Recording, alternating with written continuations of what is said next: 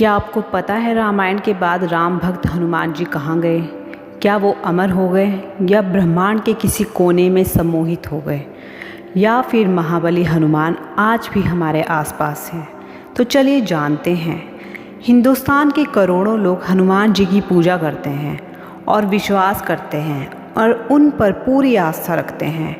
इनसे जुड़ा एक मिथ आज भी है कि हिंदू के हनुमान जी आज भी जीवित हैं। वे हर युग में पृथ्वी पर रहते हैं। वे सतयुग में भी थे, रामायण काल में भी थे और महाभारत काल में भी थे, और ये भी कहा जाता है कि वो कलयुग में भी विराजमान हैं। पर उनके जीवित होने के संकेत मिलते हैं। तो आइए प्रभु श्री राम का नाम लेकर शुरू करते हैं सच्चाई को। दोस्तों, यदि आप ये सोचते हो कि रामायण के बाद हनुमान जी नहीं रहे तो आने वाले समय में आपका भ्रम टूट जाएगा। कहा जाता है हनुमान जी चिरंजीवी हैं, इसका मतलब हमेशा अस्तित्व में रहने वाले। दोस्तों, हनुमान जी को अमृतत्व का दान प्राप्त था, यानी वह कलयुग के अंत तक इस धरती पर रहेंगे, और यही वजह कहीं ना कहीं किसी न किसी रूप में हनुमान जी आज भी हम सबके बीच हैं। हनुमान जी अंत तक इस ही शरीर में रहेंगे। वो आज भी धरती पर विचरण करते हैं। हनुमान जी को धर्म की रक्षा के लिए अमरता का वरदान मिला, और इस ही वरदान के कारण हनुमान जी आज भी जीवित हैं। गोस्वामी तुलसीदास जी ने हनुमान जी को शंकर स्वर केसरी नंदन कह के पुकारा है। जब कल्कि रूप में भगवान विष्णु जन्म लेंगे तब हनुमान, परशुराम, अश्वत्थामा, विश्वामित्र, विभीषण सार्वजनिक रूप से प्रकट हो जाएंगे। हनुमान जी का रहस्य जानने से पहले ही जानते हैं कि रामायण के बाद हनुमान जी कहाँ गए।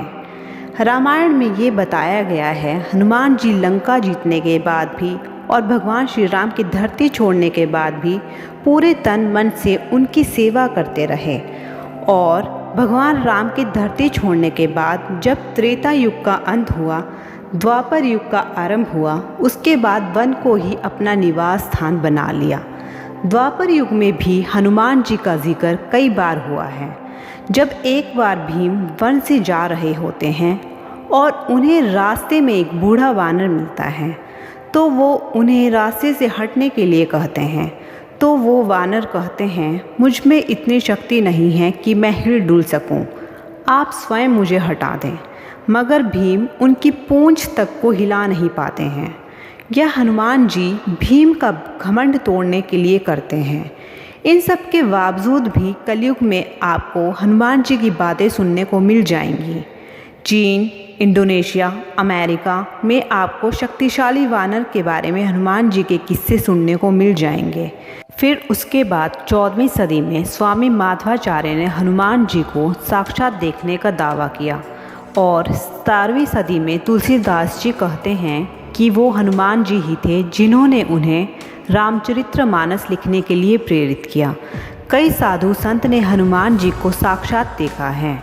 श्रीलंका में एक कबीला है जिसका नाम है माटंग। इन कबीले का कहना है कि हनुमान जी हर 41 साल में उनसे मिलने आते हैं और उन्हें ज्ञान देकर चले जाते हैं। माना जाता है हनुमान जी आज भी गंधमादन पर्वत में हैं, जो कि तिब्बत में स्थित है। अगर आप सनातन धर्म के बारे में और जानकारी प्राप्त करना चाहते हैं, then please subscribe my channel.